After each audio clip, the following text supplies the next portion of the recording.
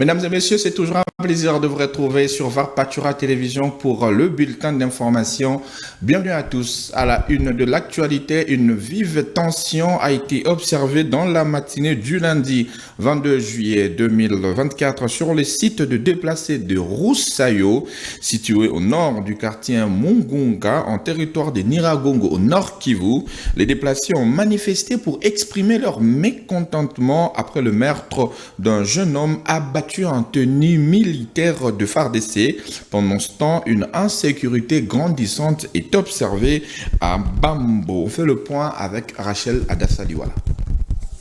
Selon les présidents du site des déplacés de Roussayo, les raisons de ce meurtre restent inconnues. Des témoins rapportent que des centaines de déplacés en colère ont attaqué les campements des soldats FARDC présents sur les sites. Ils dénoncent la récurrence des meurtres et tracasseries occasionnés par les hommes en uniforme, malgré l'interdiction du gouverneur concernant la circulation d'hommes armés dans les sites des déplacés autour de Goma. Le responsable du site des Roussayo plaide pour les renforcements de la sécurité sur tous les sites abritant les déplacés autour de Goma pour mettre fin à cette criminalité. Il appelle également à la délocalisation des positions militaires en dehors des campements des déplacés. Pendant ce temps, la région des Bambo, abandonnée par les rebelles du M23 dans la chefferie des Buito, territoire de Rutshuru, sombre dans l'insécurité. Plusieurs attaques et vols armés, des pillages et autres exactions ont récemment été enregistrés dans différents villages et la population ne sait plus où trouver refuge.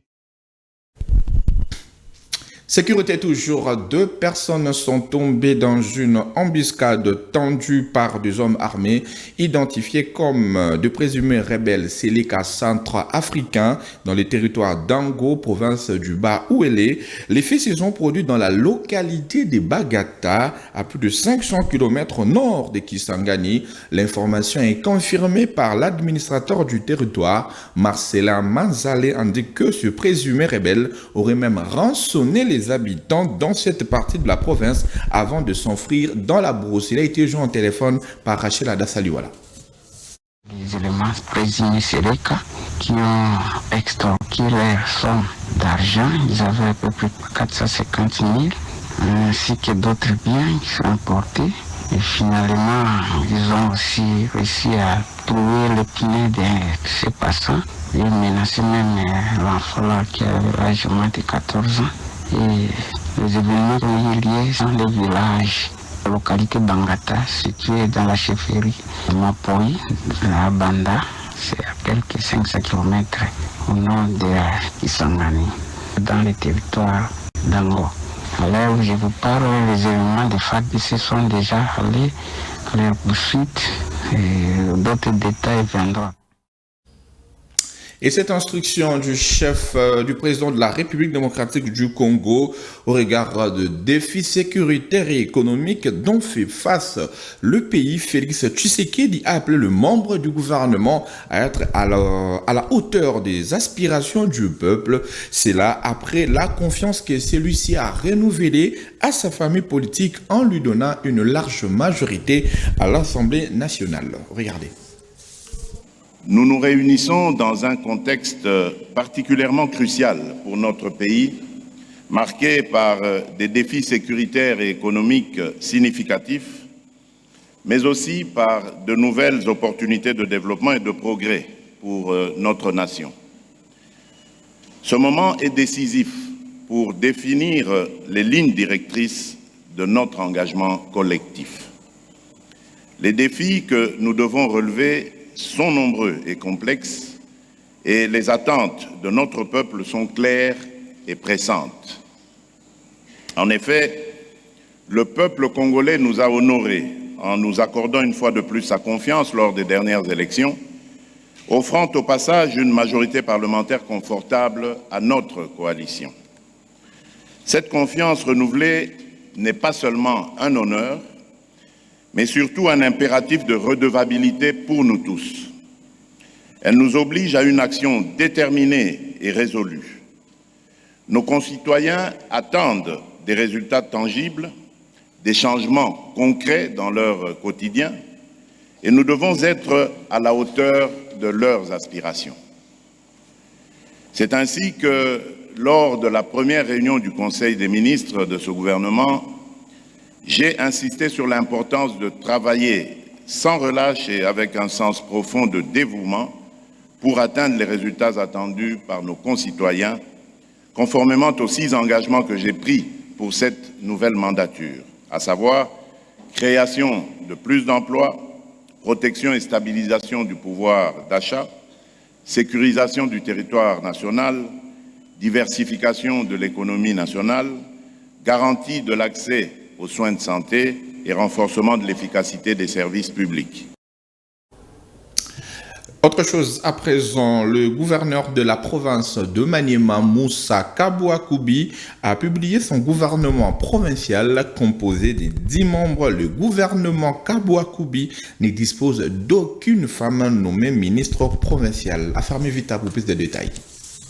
Au Maniema, l'équipe gouvernementale a été publiée. Ali Kiamachaouli va chapeauter le ministère provincial des Finances, Hydrocarbures, Numériques, Coopération, Relations avec l'Assemblée provinciale, Communication, Médias et porte-parole du gouvernement. Lawamo Selemani Taylor, ministre provincial de l'Intérieur, Sécurité, Décentralisation et Affaires coutumières. Damien Binjouma, ministre provincial des Mines, Énergie et Industrie. Kassongo Amouia Georges, ministre provincial de la Justice, Droits humains, Économie et Commerce. Mulungula Ousseni, ministre provincial de l'Éducation, de la fonction publique et de l'Emploi. Kingombe Chomba Alexis, ministre provincial de la Santé publique, Affaires sociales et actions humanitaires, Jeunesse, Sport, Loisirs, Culture et Arts, Genre et Famille. Oleko Lungundu, ministre provincial du Budget, Transport et Voies de Communication, Plan et Portefeuille. Boudia Moulton Dieu merci, ministre provincial des Travaux publics, Infrastructures, Aménagement du territoire, Urbanisme et Habitat. Francis Masumbuko, ministre provincial des Affaires foncières, Environnement et du Tourisme. Et enfin, Hassani Somouebine Choma, ministre provincial de l'Agriculture, du Développement rural, Pêche et Entrepreneuriat. L'équipe étant connue, le gouverneur Kabouakoubi se présentera avec ses hommes à la prochaine séance plénière à l'Assemblée provinciale afin de présenter son programme d'action aux élus provinciaux en vue de son adoption. On va parler justice en bref et en image. Parc agro-industriel Bukangalunzo devant la Cour constitutionnelle. L'audience prévue le lundi 22 juillet a été renvoyée au 11 novembre prochain. Le président de cette haute juridiction l'a signifié dans une ordonnance. Elle a été renvoyée à la demande du conseil du prévenu Christo Globert, l'homme d'affaires sud-africain qui avance des raisons d'ordre sanitaire. Dans ce dossier, l'ancien premier ministre Matata Ponyo et l'ancien gouverneur de la Banque centrale du Congo, Deogracias Mutombo, ainsi que les Sud-Africains sont accusés, entre autres, des détournements de plus de 115 millions de dollars américains de surfacturation, la création de sociétés écrans, ainsi que de détournements de procédures administratives. Nous y reviendrons. Et puis pour finir avec ce bulletin d'information, les sénateurs et les députés nationaux, membres de l'Union pour la démocratie et le progrès social UDPS en sigle, et ceux de la Mosaïque étaient en réunion récemment. La question liée à la crise que traverse actuellement le parti présidentiel a été abordée. La réunion a décidé de la mise en place d'une commission de bons offices pour consulter le parti en conflit. Suivez leurs propos dans cet élément choisi pour vous. Députés nationaux et sénateurs élus de l'IDPS Tshisekedi et ses mosaïques réunis en réunion extraordinaire pour examiner la situation qui prévaut au sein du parti. Après échange, il a été constaté ce qui suit. 1. Une crise de confiance entre le secrétaire général de l'IDPS et certains membres et organes du parti, laquelle crise est susceptible de compromettre le bon fonctionnement du parti en ce moment où notre pays fait face à une guerre d'agression imposée par les Rwandais avec ses marionnettes d'M23. Respectueux de nos textes, les élus ont préconisé la résolution immédiate de cette crise en fait de ramener les climats de paix au sein de notre cher parti. Pour ce faire, il a été décidé ce qui suit. 1.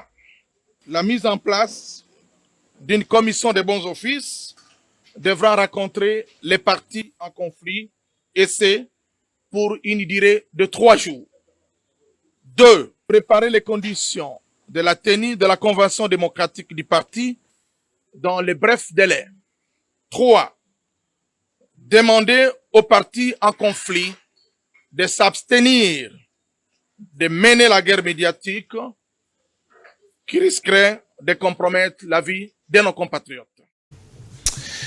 Merci à vous d'avoir suivi ces bulletins d'information. Retrouvez la suite de l'actualité sur le plateforme sociale de VAR Pâturage Télévision. Moi, je vous retrouve très prochainement. Entre-temps, bonne suite des programmes sur VAR Pâturage Télévision.